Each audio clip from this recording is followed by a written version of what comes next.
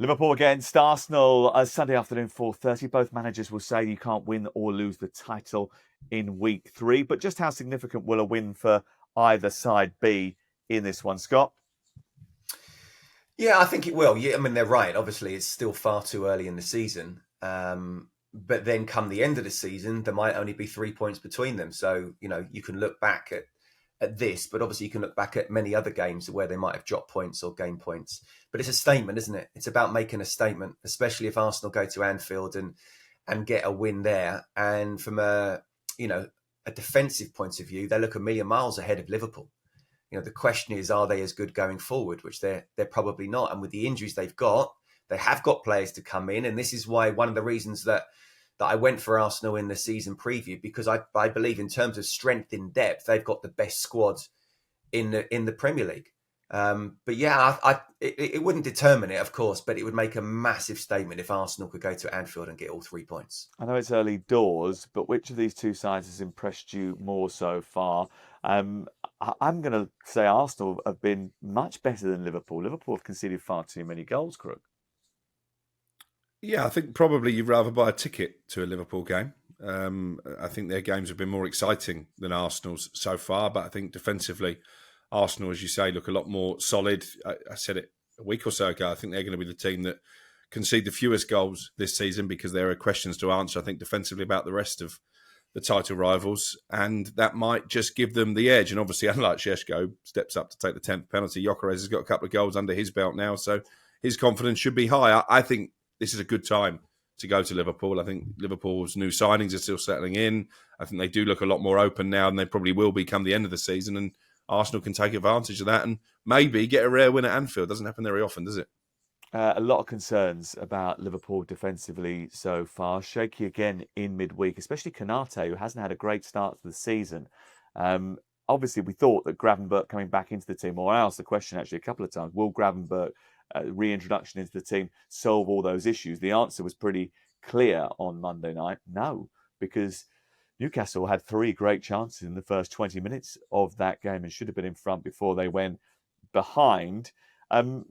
Arsenal, how are they going to attack this Liverpool backline? Because they're not the kind of team that sits and breaks with speed, are they? But maybe with Eze in the team, they might do that, Scott.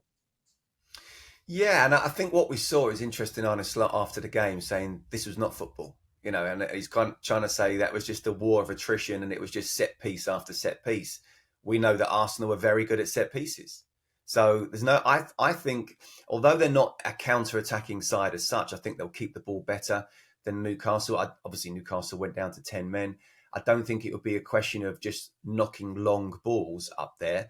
But in terms of those set pieces or getting the ball in the right position, then in the box, I think they'll absolutely do as much as they can to replicate what Newcastle did. And if they can stay solid and not concede, then I can see them go and get the win needed. The problem for Liverpool is they need 3 goals to win a game at the moment, and they're not going to get 3 goals against Arsenal. So I can see almost, and it seems ridiculous to say, almost at best for Liverpool, a score draw, because I think they need to score. That's not an easy thing to do. But because they're so defensively vulnerable at the moment, Konate, I don't know what's happened to him. I thought he's been absolutely shocking in pretty much every game, including the Community Shield as well. So do they go out and get a centre-half like a Mark Gurhey? But at this moment in time, it is the perfect time to be playing Liverpool. A lot of concerns then about Liverpool's defence, and we mentioned the set pieces there, or Scott did. Arsenal have scored 33 corners in the Premier League since the start of 2023-24, more than any other side in Europe's big 5 leagues. The Gunners have scored from a corner in each of their last 3 games. They've never done so in 4 games in a row. So everybody right now is going onto their fantasy team and captaining Gabriel or Saliba so that they get extra points at the weekend. Salah and Wirtz, anonymous midweek. I mean, the producers put that in the script. I don't think that's actually true about Wirtz. A lot of little passes that sort of come off, but in the first 20 minutes or so, the physicality of the game, I think, passed him by.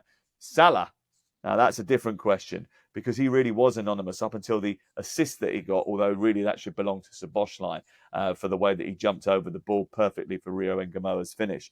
But actually, he hardly touched the ball in the game, Salah. He was absolutely not involved in it at all. And that would be a major concern because actually he's been quite quiet for a very long time now, Crook. Yeah, dating back to the end of last season. Wasn't great against Bournemouth either on the opening day. And then annoyingly, on the subject of fantasy football, for those of us who didn't have him in the team, he pops up with his customary first day goal. And I think was credited with that assist in midweek. So he's still getting points. But yeah, that really doesn't tell the full story of his performances. And I've been massively underwhelmed by Florian Wirtz so far as well. You're going to have to give him a little bit of benefit of the doubt because it can take time to settle into the Premier League. But I think you asked the question, who are the favourites? I think certainly Liverpool come into the game with more early season question marks than Arsenal do. A lot of the football people, Troy Deeney in particular, was quite impressed with Wirtz. He sort of, not necessarily on Monday night, but in the Bournemouth game. And I think even if you go back and watch the Community Shield, the first half an hour of that game, the link play with Ekitike is really good. I think he does a lot of the things that you don't see because it happens so quick and so fast, and he drops into those positions, and he's got brilliant feet. It is going to take him time before he really starts to shine in English football because it's a different level of physicality. You don't get games like Monday night, which was an absolute chaotic mess of a football match in the Bundesliga, certainly not with the level of physicality.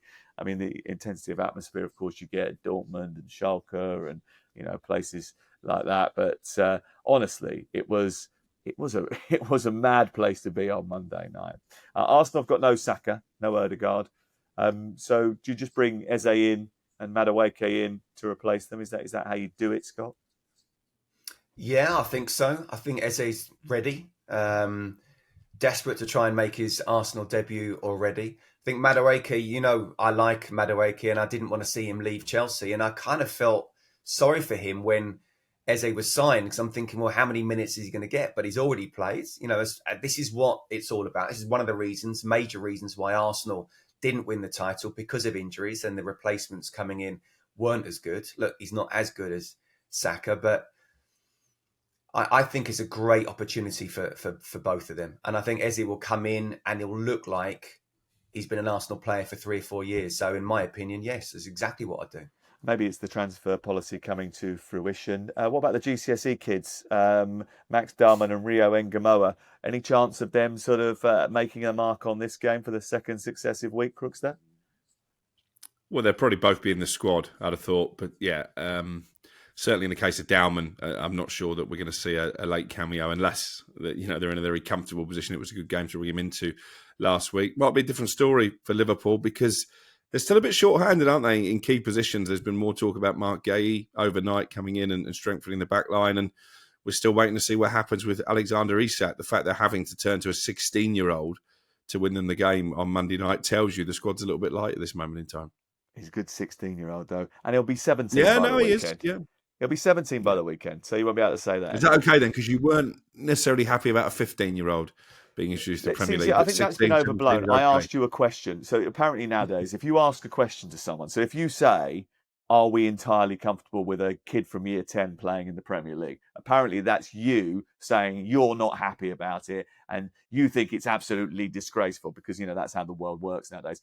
I just asked the question, are we comfortable with a year 10 guy playing in the Premier League? Just because of the physicality thing. And actually, if you go into the safeguarding issue of it, this is a kid that has to change in a completely different changing room. He has to be shepherded to and from the ground by an appropriate adult. All the other things that have to go on that are very difficult and different to the experience of a Premier League footballer. So, yeah, okay, it was a question. Oh, sorry for asking a question.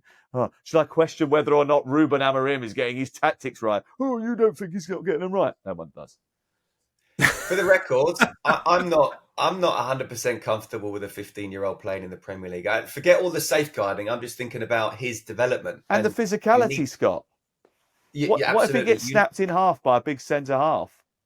Well, or even by a medium-sized small left-back that wants to try and chop him down. And this can happen, but just from a development point of view, I know Ethan and Wary has done it and he's come through it. He went missing for a couple of years, but in terms of the first team squad, you just don't know where they are mentally. And I personally, I'm not for it unless you are a world-class talent and it stands out for itself. And look, maybe he will be in the future, but I'm not 100% with that either. It's slightly uncomfortable.